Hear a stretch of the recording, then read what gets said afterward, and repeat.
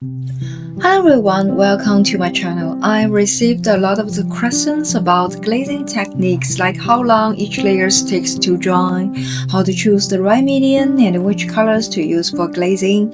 In today's video, I've delved into some of these common questions using Elisabeth of Austria by Franz Xaver Winterhalter as our reference. I'll break it down into three parts. 1. How light interacts with oil paints. 2. The structure of oil paintings. 3. Basic color theory in oil paintings glazing.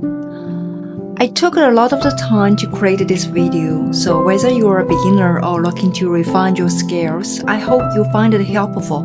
So let's get started.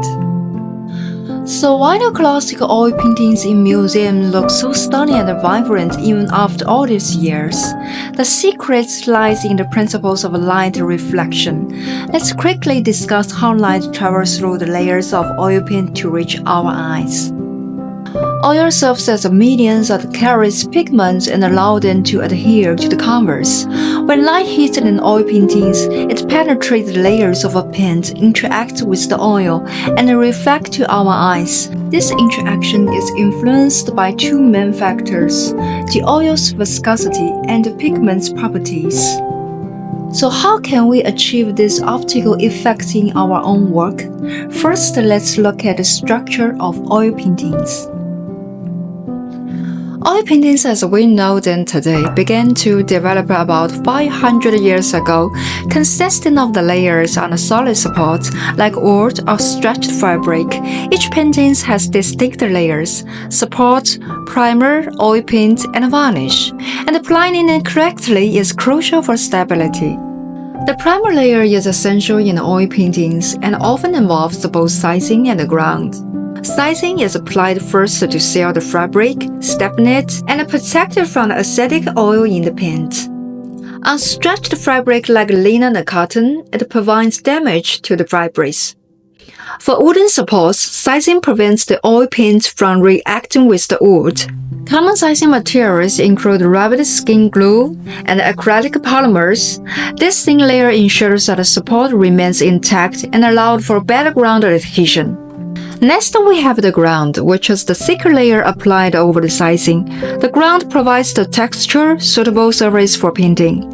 It is typically made from gesso, which consists of the binder, a booking agent, and pigments. The ground influences how the paint adheres and interacts with the surface. Once we have the primer sorted, we move on to the first painting layer. According to the old master techniques, each subsequent layer should follow the fat overlaying rule. Why is so important? Well, let's dive into the composition of oil paints. Oil paints are essentially a polymer structure made of pigments, dry mineral particles, and vegetable-based oil. When oil reacts with oxygen and air, it undergoes polymerization and cross-linking, resulting in a strong drying layer. Typically, the higher the oil content in the paint, the slower it dries. In the base layer of your painting, you shouldn't add any extra oil or medium from both an optical and a structural perspective. This layer should be thick and peak. This applies to the dark areas too. By using enough opaque pigments and then glazing with the transparent dark colors, you can achieve a nice level of opacity and color reflection, which makes the overall look more vibrant.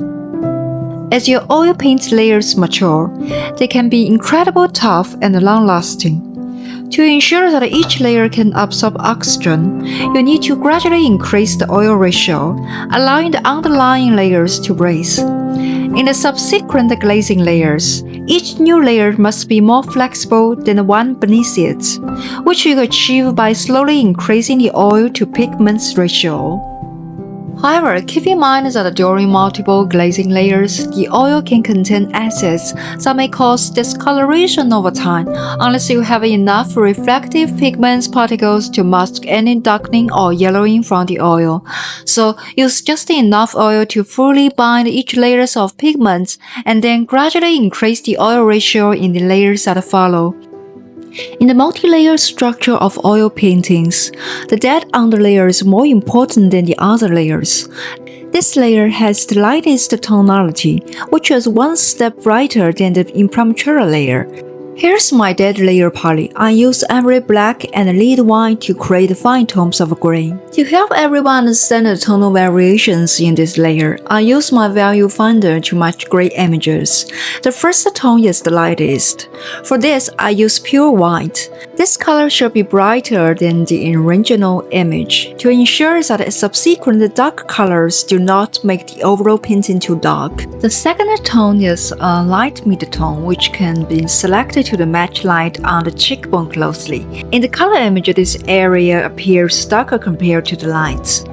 Next is the mid-tone, which serves as a transition between the light and dark areas, with the ivory being an excellent reference point for this shade.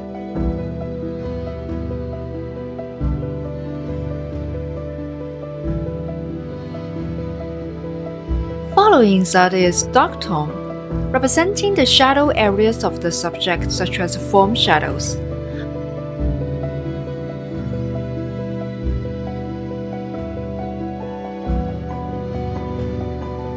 Finally, the darkest tone appears in the shadow areas. When selecting the darkest color, ensure that it does not exceed the private space tone. Additionally, add in a small amount of the solvent to increase the paint's transparency, which will help maintain the subtlety of the dark areas. In this layer, I use a mixture of half linseed oil and half turpentine. To better understand this section, you can refer to this sphere.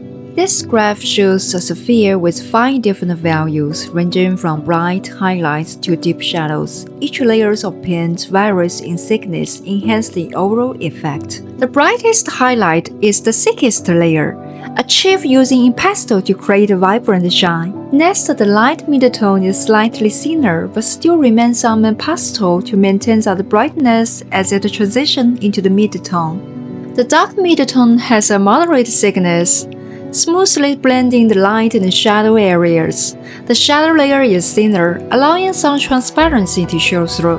Finally, the deep shadow is the thinnest layer, adding depth and richness to the shadows, while letting some underlying layer peek through.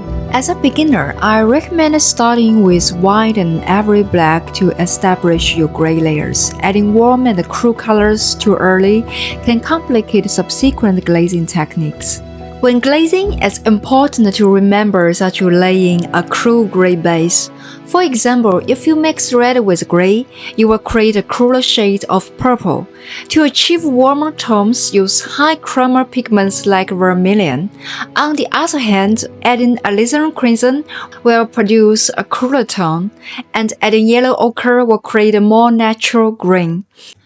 I divided the face into 3 different zones for glazing based on warm and cool areas. This is my zone map for the character's complexion.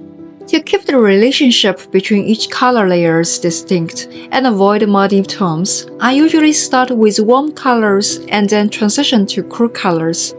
The first area is the forehead. This area usually appears yellowish since it's closer to the bone and has less blood flow. When glazing, typically it requires more neutral colors. The second area is the cheeks. This region has a higher blood flow, which can cause the cheeks to appear red due to increased circulations. Using the right shades of the red can enhance the cheekbones, especially for women. Additionally, the skin around the eyes is thin and contains many capillaries. For this area, I recommend using warmer pigments to enhance the overall appearance. The next one is the chin. The chin often has the greenish or purplish tone. This occurs because there aren't many bones or blood vessels in this area. It's mostly made of the muscles used for chewing, like the orbicular oris and masseter. For this section, cooler tones work best for glazing.